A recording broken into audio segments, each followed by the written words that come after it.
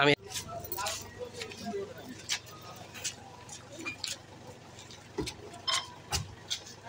Mobile তো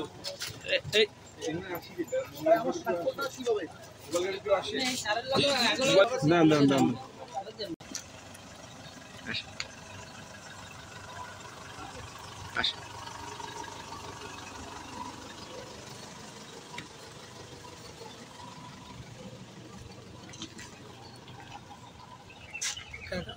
দুইটা 10/7/2024 খ্রিস্ট তারিখে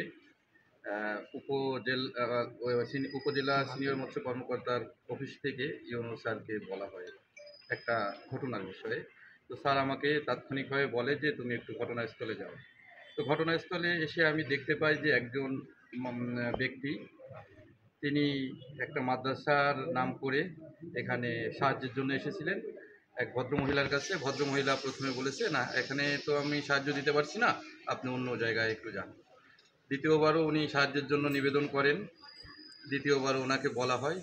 তৃতীয়বারে চলে যাওয়ার মুহূর্তে সাহায্যের কথা বললেও তিনি তাকে অশালীন অঙ্গভঙ্গি প্রদর্শন করে এবং বিব্রতকর পরিস্থিতির সৃষ্টি করেন, যেটা আমাদের দণ্ডবিধি 1860-এর 509 ইপিজিং হিসাবে স্পষ্টভাবে প্রতীয়মান হয়। যেটা আমি এসে ঘটনাস্থলে যে ভিকটিম তার কথা শুনি এবং যাকে অভিযুক্ত করা হয় তার কথা শুনি। শোনার পরে অভিযুক্তের আর কি আপনার পূর্ণাঙ্গ লিখিত সে স্বেচ্ছায় স্বীকারোক্তি দেয় এবং আরও অনেক কিছু জিজ্ঞাসাবাদ করা হয়। এর পরিপ্রেক্ষিতে সে স্বীকার করে এবং তাকে সেই হিসাবে সেই গ্র্যাভিটি বিবেচনা করে, অপরাধের গ্র্যাভিটি বিবেচনা করে দণ্ডবিধি 1860-এর 509-এ তাকে 3 মাসের কারাদণ্ড প্রদান করা হয়।